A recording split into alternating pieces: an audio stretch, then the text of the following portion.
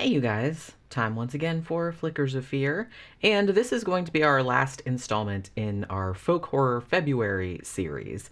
Now, this is a movie that I knew pretty much nothing about.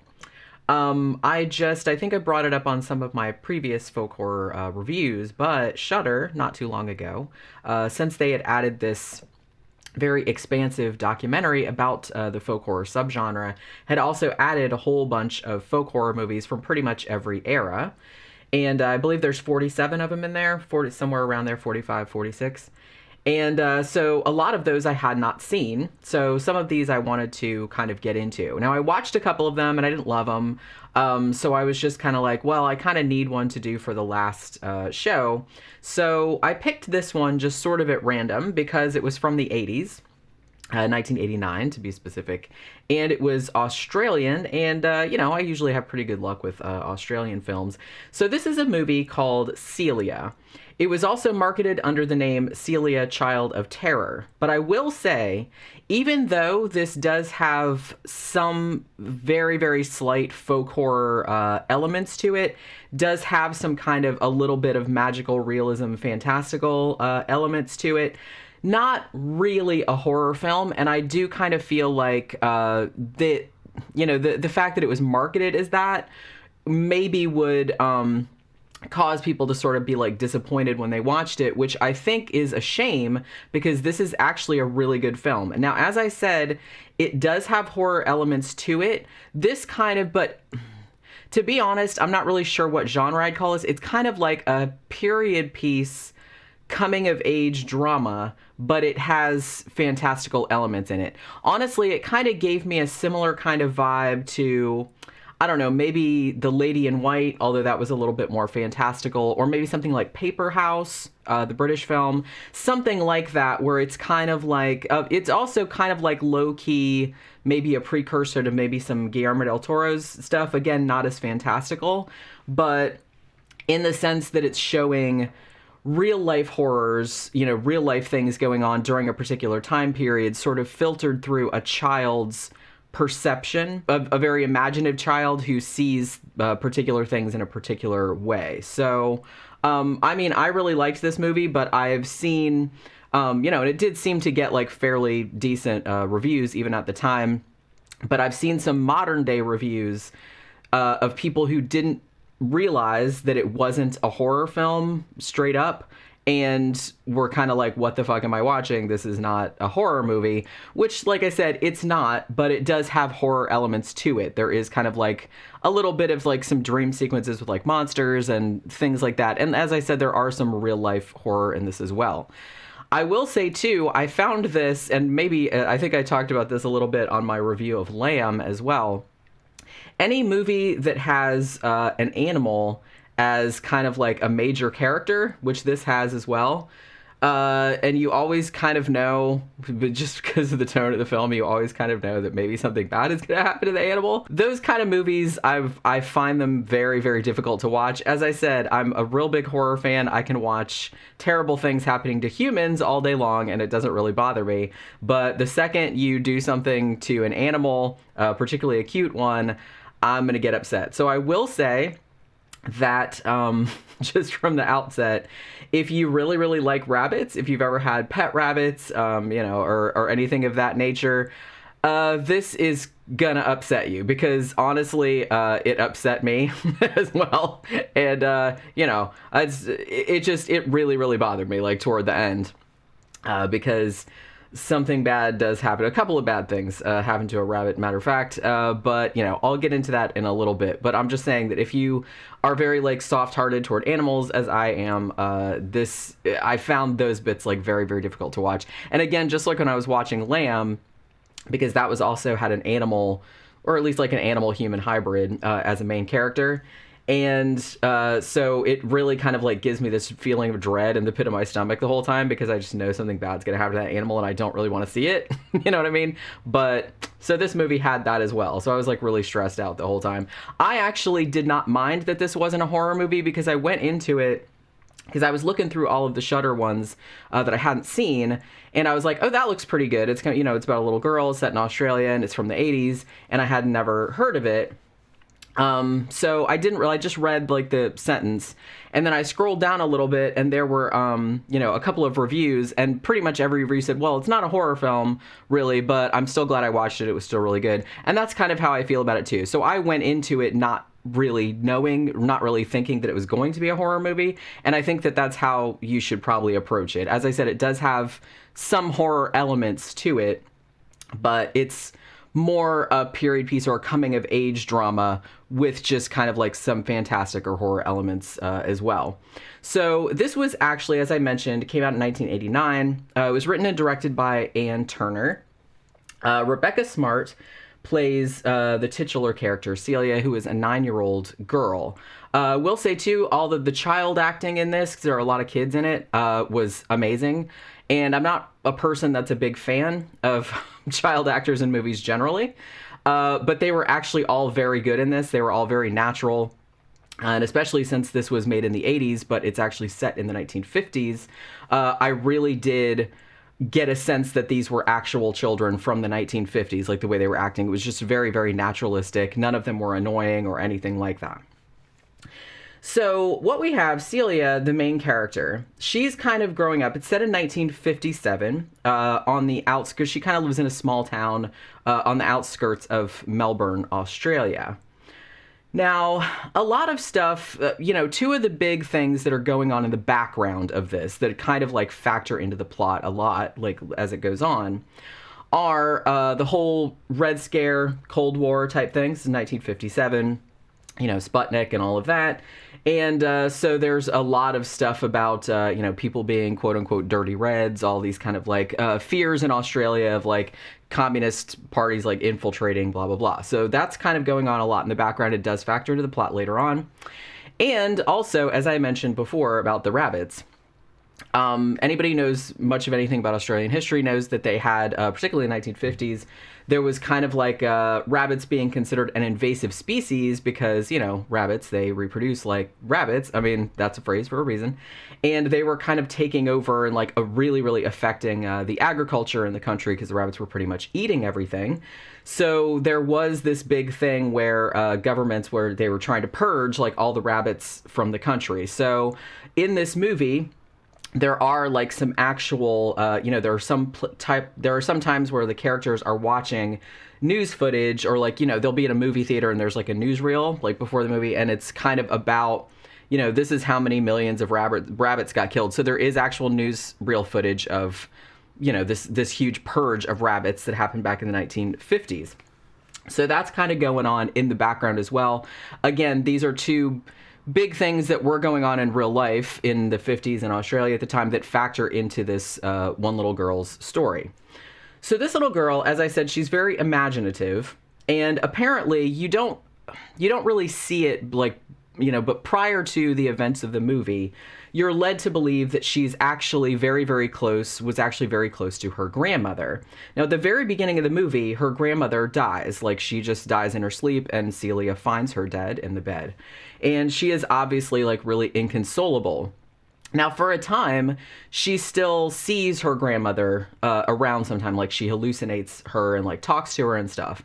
And, again, this is a little bit unspoken, but you're kind of led to believe that because her parents, her mom is okay, but, I mean, her mom seems like a nice enough lady, but her mom is a little bit of, she just kind of goes along with whatever her husband, Celia's dad wants. And Celia's dad is a fucking nightmare. He is a fucking jerkwad of massive, massive proportions. And, like, the whole movie, I was sitting there going, please let something bad happen to that guy, which I know is probably not what you're supposed to think. I mean, I don't know if I'd go so far as to say he is supposed to be a villain, but the movie doesn't portray him as a good person. I mean, he's a shit, and so we'll get into that a little bit. But so we're led to believe that that Celia was actually much closer to her grandmother, mainly because her parents didn't really get her or didn't really understand her. As I said, her mom is fine. Her mom's a nice lady, but her mom's a little bit mousy. You know what I mean? So, like, the dad is kind of, like, very much this my way or the highway type dude, and she just kind of goes along with it, even if she thinks it's fucked up. So the mom actually does have a little bit of a character arc later on, where she actually like learns to grow a pair and like stand up to him, which was nice to see, because like I said, Celia's dad in this is like literally the worst. He's like this is the biggest piece of shit, which I'll get into that a little bit later. So very near the beginning, when Celia's grandmother dies, and she gets very, very upset about it. She seems like she doesn't have a lot of friends, but she's not like an unpopular, she's not a weirdo or anything like that, but she is kind of like very imaginative.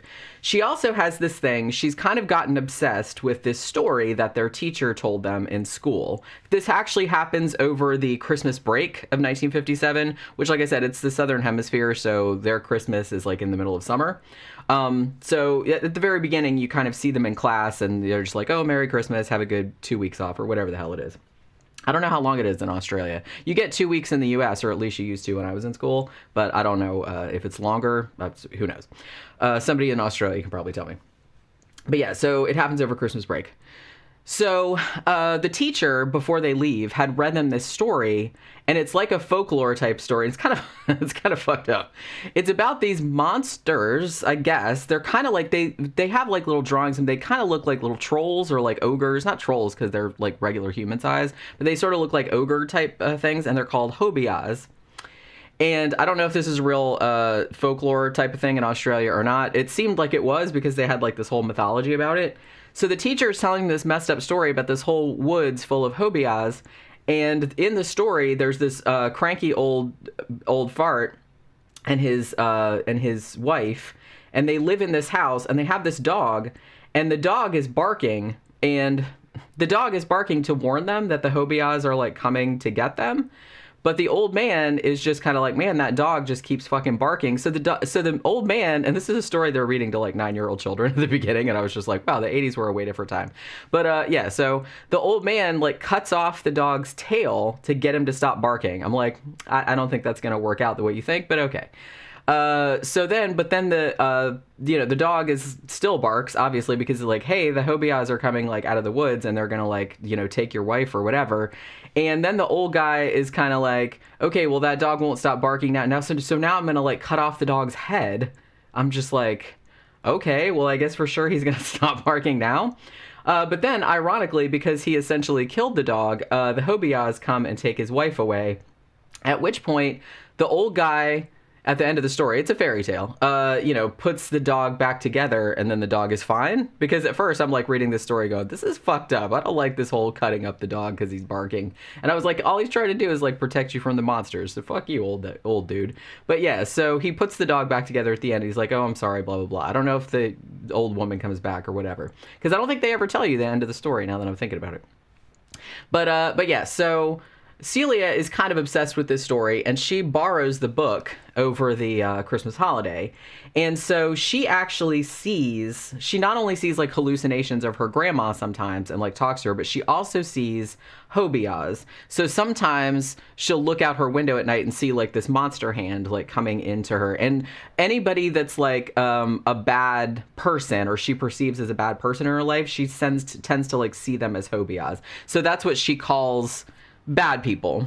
She sees them as like monsters that are going to come and get her. So there are some dream sequences in there of where you actually see like hobias like walking around in the woods, or you see like Celia seeing somebody looking like a hobia. And like I said, that's kind of where the horror or the fantastical element comes in. So Celia's birthday is coming up, and all she wants is a pet bunny rabbit. Now, her dad, who is a shithead, will not get her one because, as I said, there was this whole rabbit purge going on in Australia at the time because they were considered a pest or an invasive species.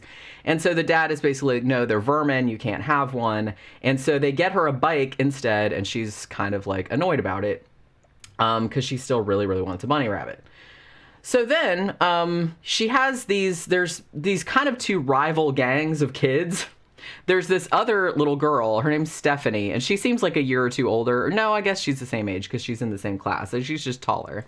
And she's like the daughter of the cop in town, and she is also the worst. I mean, she is just like a terrible person. And she got a bunny rabbit, so she likes to like rub it in the face of Celia that she didn't get one like for her birthday. So Stephanie is kind of the head of this other rival gang, and they kind of all play in this big quarry, and like, you know, they play sniper and they throw rocks at each other and shit like that. So near the beginning of the story, Celia, after she gets disappointed by not getting a bunny for her birthday and after her grandmother dying, so she's kind of like not in a good place. But they have these new neighbors move in next door, the Tanners. So it's like a mom and a dad and 3 kids. So happily, Celia starts playing with the Tanners. So they kind of form their own little gang, and they can like fight against the other terrible gangs. So there's that whole thing going on. However, as time goes on, it comes to be discovered that the Tanners, who are actually really nice people, and like I said, Celia really starts to bond with the mom. I think her name is Alice. With the mom of the Tanner family, not only with the kids, but the husband, Alice's husband, is kind of somewhere off, because I think like Alice's husband and Celia's dad work at the same place. You know, yeah, they work at the same place. So he doesn't factor into it too much. He seems okay. But Celia and Alice, the mom of the neighbors, they really kind of start bonding because, as I said, Celia doesn't seem all that connected to her own parents. Because, you know, like I said, her dad's a dick and her mom's a little bit kind of not really knowing what's going on. So as the story goes on, as I said, there's a massive undercurrent of, you know, the Red Scare that was going on. Oh, everybody's commies and everybody's like turning people in and all this other kind of stuff, which went on here as well in the U.S., but also went on in Australia. You know, they're even like, they show them at church. They're all at church one time, and the priest is up there saying, oh, this United Peace group or whatever, it's a communist front and all this other kind of stuff. So there's all that going on. And they find out that the Tanners, the parents, are actually members of the Communist Party, or are at least flirting with it anyway. And it's also hinted that Celia's grandmother was also had beliefs along that line as well, because she had like a lot of books about it in her room, which Celia's dad ends up burning later on, much to Celia's chagrin, because that was her grandmother's and she was, you know, very, very close to her grandmother. And she kind of starts to consider her dad like a monster. So after Celia's dad discovers that the Tanners maybe have communist sympathies. Oh, and not only that, but the dad is also trying to like have an affair with Alice, with the neighbor's wife, and she's like not having it, and he's just like, he'll be in the kitchen, he's like pushing up on her and stuff, and she's like, get the fuck off, you know. So like I said, he's the fucking worst, and he still does that, like even after he finds out that she's, you know, maybe a communist sympathizer or whatever. So the dad goes behind, he gets Alice's husband fired from the plant by saying, hey, they're, you know, the family, they're commies. So he gets them fired. And I think Celia at one point kind of suspects that, I don't know if she's like old enough in the 50s or 9-year-old in the 50s would have understood like that her dad was trying to like hump the neighbor's, you know, the neighbor lady. But basically the dad is just kind of like, okay, well, I'll buy you a bunny rabbit like Celia always wanted, if you don't play with the Tanner children anymore, if you don't go over there anymore. Now, at first, Celia is just kind of like, no, I'm not doing that because I really like the Tanners. You know, they're my friends and I can't just like fuck them over like that. But after a while, what she ends up doing is she kind of, which is probably the same thing I would have done, to be honest with you, because I was like, hey, this is a pretty smart kid. She actually was like, oh, yeah, I totally won't. And then because she really wanted the bunny rabbit. And, you know, but then she just goes and sees the Tanners on the sly. But of course, she's 9, so it doesn't really work out because she's not as sneaky as she thought. So she gets this bunny rabbit and she names it Murgatroyd, which I think is like really, really funny. And she just loves this fucking rabbit. She just takes this rabbit everywhere. And just the relationship that she develops with this rabbit, I was just kind of like, man, something bad's going to happen to that rabbit. And I'm just like so upset about it because I just knew it was going to happen. And I was just like, I don't know if I want to watch this anymore because I'm going to get really upset. And so there was that. But yeah, so she gets really close to the rabbit.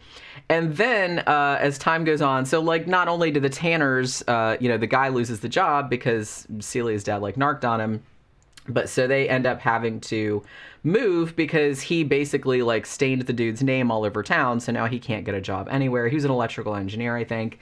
And so they're like, well, we have to move to Sydney and maybe he can find some work there. And so there's that whole situation. And then, so they end up having to move away. And then there's another thing, too, where the Australian government, which I guess they did this in real life, but they basically made it illegal to have pet rabbits because, as I said, they were trying to get rid of the rabbit menace because they were considered pests or whatever.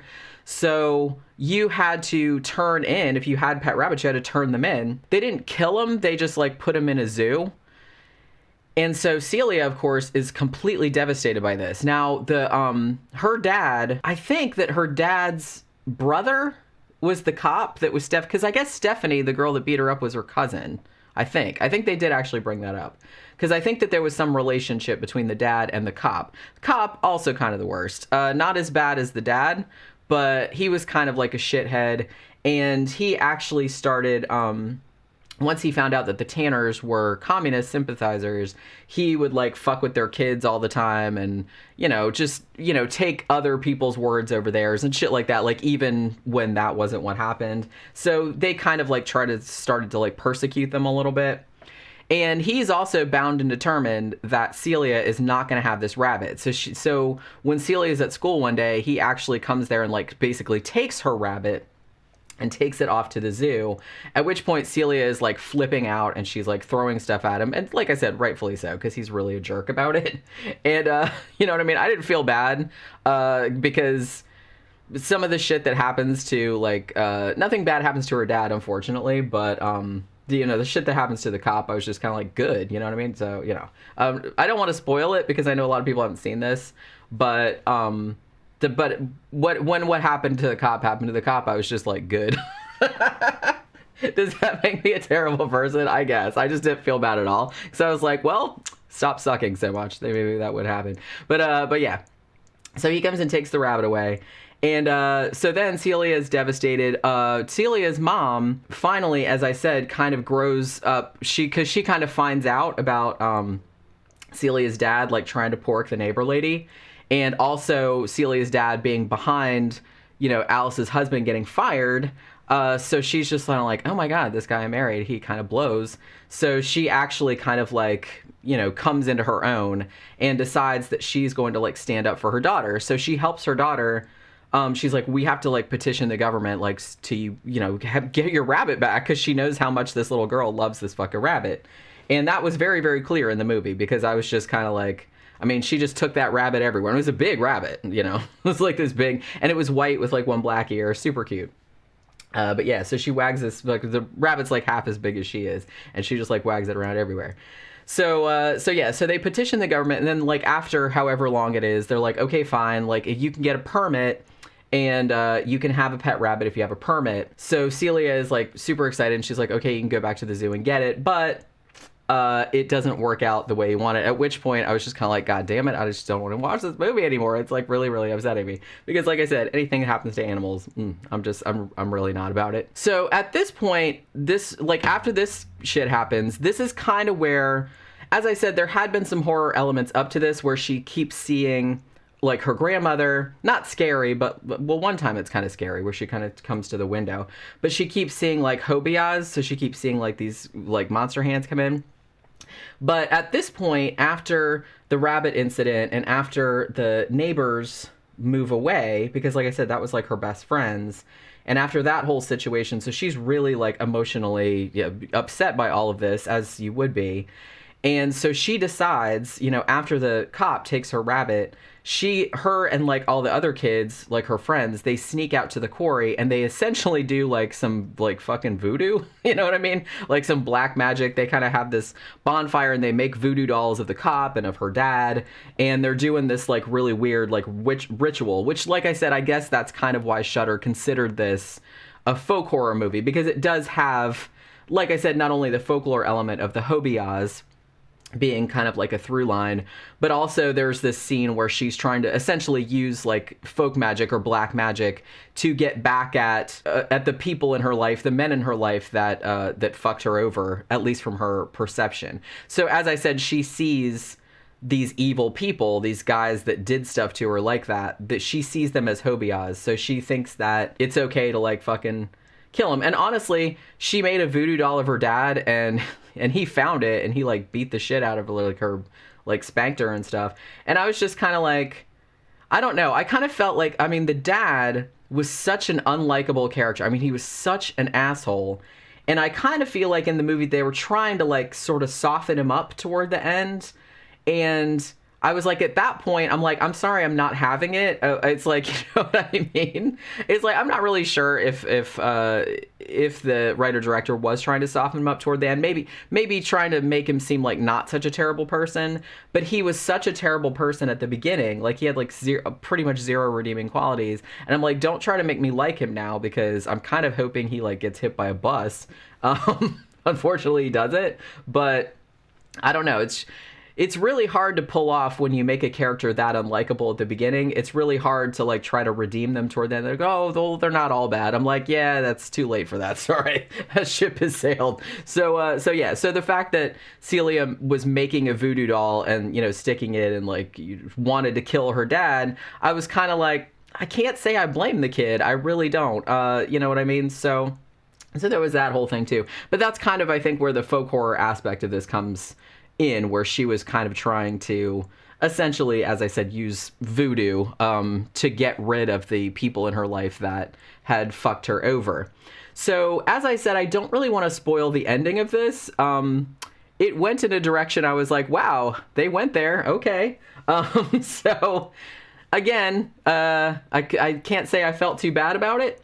Some people did say, some reviews that I said, they thought that maybe the ending was a little bit abrupt, but I don't know. I didn't find it all that abrupt. This kind of, as I said, this reminded me a lot of, it's just it's kind of like a dark, and it's not dark as in like the physical sense, because it's set in Australia in, you know, their summertime. So it's pretty much all sunny, but it's just dark in tone. You know what I mean? It has like some funny stuff in it, but not really. Like it's a pretty dark story, and it does go some places, especially in a coming of age type story, that are kind of grim, and especially considering the whole entire historical context of what was going on in Australia at the time, and not just Australia, but, you know, with the Red Scare and everything that was kind of going on in the US and the UK as well.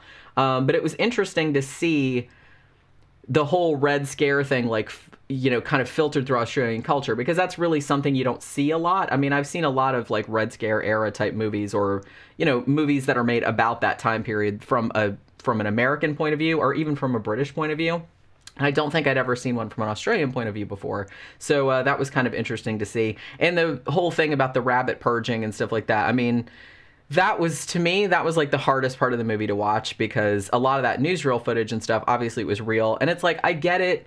You know, the rabbits, they reproduce very quickly and they eat everything. And, you know, if you're trying to like grow food and shit like that, yes, they are pests. Yes, they are an invasive species, but they're so fucking cute. And it's just kind of like, I don't know if I'd be able to just, so it was really, really difficult for me to watch. And then when they did the whole thing about, oh, we're confiscating everyone's pet rabbits because, you know, we don't want them escaping and reproducing because we're trying to get rid of this problem.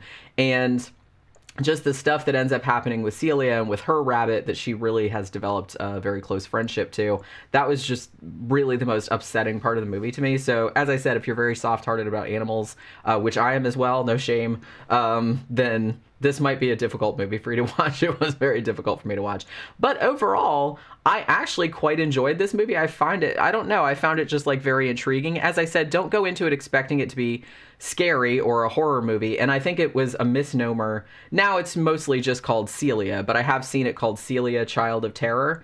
And that's a misnomer. It's almost kind of like, it's setting it up to be like a killer kid movie, or, you know, like evil child type subgenre. And it's not like that at all. She's just like a regular imaginative little girl. And there's all of these kind of larger cultural forces going on. And it's sort of like you're seeing that time period like filtered through her perception. And, you know, you seeing it filtered through that perception does end up like with some tragic consequences, or tragic compares. I didn't think it was all that tragic, but you know what I mean? I'm a terrible person. So, you know, if you've seen it, you'll know what I'm talking about, because I was just kind of like, oh, well, shouldn't have been that way. So that's just what happened. But yeah. So this is on Shudder at the moment. And as I said, as long as you don't go into it, as long as you go into it thinking that it's going to be like a coming of age drama, with some horror elements in it, then I think you might enjoy it quite a lot. One of the main criticisms I saw of it was that some people didn't really like the pacing, or they thought that there were a lot of things that were unresolved. I didn't really find that. I didn't find it boring. I didn't find it particularly, I don't know, I just thought it was like a pretty compelling story, and again, a perspective that I didn't really know much about, or a time period in history, at least in Australia, that I didn't know a lot about. So I don't know, I just thought it was like a really good coming of age drama, from a perspective that I don't usually see in films. As I said, it's on Shudder at the moment, at least as of this recording. It's in their folk horror collection. So if you've seen it, let me know what you thought about it. If you haven't seen it, then I tried not to spoil the ending, so if you want to see it, you can, and then we can have a discussion about it in the comments. And that will do it for this Flickers of Fear, our last of our folk horror February reviews. And we'll be back for the next one. I think for March I might do monsters, but we'll see. I'll think about it. But yeah, so that'll do it for this one, and I will see you guys on the next one. Bye.